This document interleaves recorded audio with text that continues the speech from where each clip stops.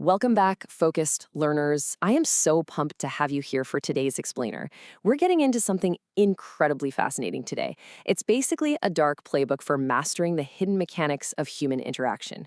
We're unpacking the brilliant work of behavioral profiler Chase Hughes. If you've ever wondered how to really read a room, why some people just instantly command respect, or how deep influence actually works behind the scenes, well, you are definitely in the right place. Let's just jump right in. Okay, so here is our roadmap for today. We're going to cover 1. The foundation of authority. 2. How to read people. 3. The 6 social needs. 4. The art of elicitation. And finally, 5. The architecture of persuasion. Starting us off, Section 1. The foundation of authority. Mastering the self before influencing others. So we literally have to start with your internal foundation. Why? Because you absolutely cannot influence anyone else if you're projecting insecurity. It just doesn't work. Look at the trap most of us fall into here. We usually swing between two extremes. First, we have collapse. Think about, getting off the phone with a client who hesitates at your $6,000 speaking fee, and you just panic. You instantly drop the price to zero or offer these insane discounts just to please them. You're shrinking yourself, making yourself small. But then, the false solution to that collapse looks like posturing, puffing your chest out, making yourself artificially big, or faking this exaggerated confidence. It's kind of like what amateur pickup artists do. And let me tell you, neither of these is actual authority. Right? So the really crucial point here is that true composure is the center point, right between collapse and posturing. Look, you could read a dozen articles online about how to sit up straight or how to make intense eye contact, but if you've got an 8-foot pile of dirty laundry at home and your personal life is a total mess, your mammalian brain actually knows you're faking it. It knows, and it bleeds that insecurity out into the world. People pick up on it instantly, through their gut feelings. You can't just fake the symptoms of authority. You actually have to build the cause. So how do we build it? Well, instead of faking eye contact, you fix these 5 controllable areas of your life entirely off camera. We're talking about your environment, your time management, your appearance, your social life, and your finances. Getting a solid grip on these off-camera controllables, that is the true foundation. Because when those are in order, you naturally develop this baseline expectation of positive outcomes, which literally manufactures positive gut feelings in everyone you interact with. It's wild. Moving right along to Section 2, How to Read People, the Art of Observation. Now get this. Think about the unconscious reliability of blink rates. Blinking is something that is incredibly hard to manually control. So if you're looking at someone and their blink rate is essentially 0, they're experiencing extreme prey focus. They are locked in. In an interrogation room, that can occasionally be a sign of psychopathy, or in a boardroom, it just shows intense personal investment.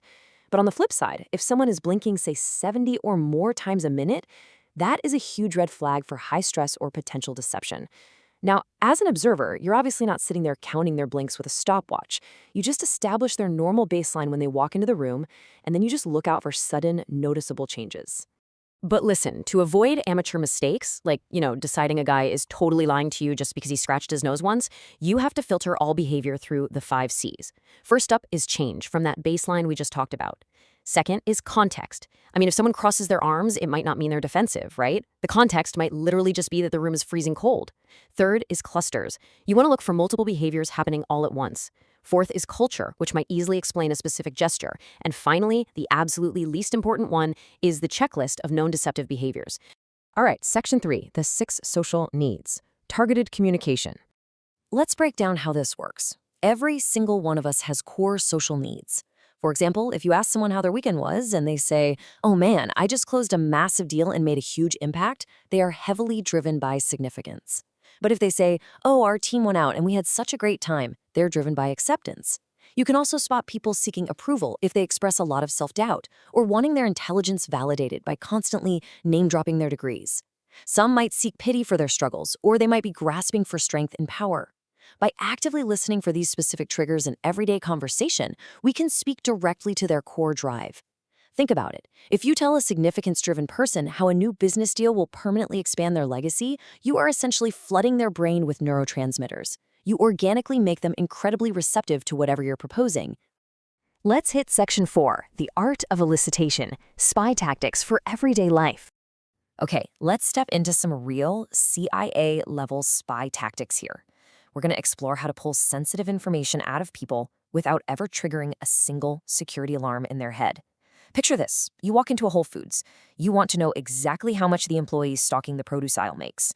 But here's the catch. You only have 60 seconds, you can't be weird or awkward about it, and you cannot ask a single question. How on earth do you do it? Well, the answer is elicitation. This is a brilliant technique where you use strategic statements to trigger a very natural, deeply ingrained human urge to correct the record. So instead of asking them, you just walk up and confidently state, "Man, I read online you all just got bumped to $26 an hour. That is fantastic."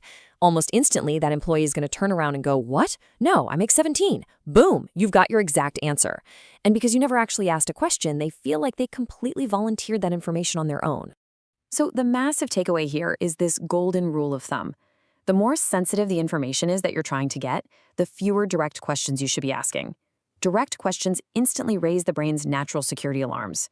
Strategic statements, though, whether you're using intentional corrections, bracketing numbers, or just expressing disbelief like, "Oh, I bet you totally hated that," those statements invite voluntary sharing. It's a total game changer. And our final section, Section 5, the architecture of persuasion, weaponizing cognitive dissonance. Let's look at how deep, fundamental behavioral shifts are actually manufactured. This is called the PCP domino model, and it really does act exactly like a row of falling dominoes. Think about a door-to-door salesperson or even a cult recruiter. They never start by asking you for some massive, life-altering commitment. First, they alter your perception by saying something casual like, "Hey, I'm just doing an enormous survey." That incredibly simple frame shifts the context of the interaction from a high-pressure sales pitch to a completely harmless survey. And this subtle shift ultimately tricks your brain into granting permission for far more extreme decisions down the line, simply because you've already started agreeing to their version of reality. And the absolute danger of this kind of compliance is staggering. Just look at the infamous Milgram experiment at Yale. An incredible 67% of totally normal people actually administered what they believed were lethal electric shocks to a stranger. 67%. And while most people just blame the authoritative guy in the lab coat, Hughes points out that it was also heavily driven by pure novelty. Think about it. You're in a brand new room, looking at a new machine, taking directions from a brand new person. That intense novelty completely breaks your brain's expected script, which generates intense focus and blind compliance. The reality is, anytime you want to deeply influence the mammalian brain, you rely on 4 key pillars. They spell out FATE: focus, authority, tribe, and emotion. Whether we're talking about Cesar Millan training a dog, a late-night infomercial selling you a blender by showing a million happy customers, or extreme political groups slowly shifting collective beliefs through constant reinforcement, they all bypass our logical brain by heavily relying on focus, authority, tribe, and emotion. Ultimately, it all comes down to this core concept. Getting someone to capture an idea is fine, sure, but capturing their identity, that changes them forever. Let's say a campaign asks you to put a tiny, harmless little drive safe sticker in your front window, and you say yes. You've just made a public agreement about what kind of person you are. So when they come knocking 2 weeks later asking to put a massive, ugly billboard in your front yard, you are exponentially more likely to say yes. Why? Cognitive dissonance.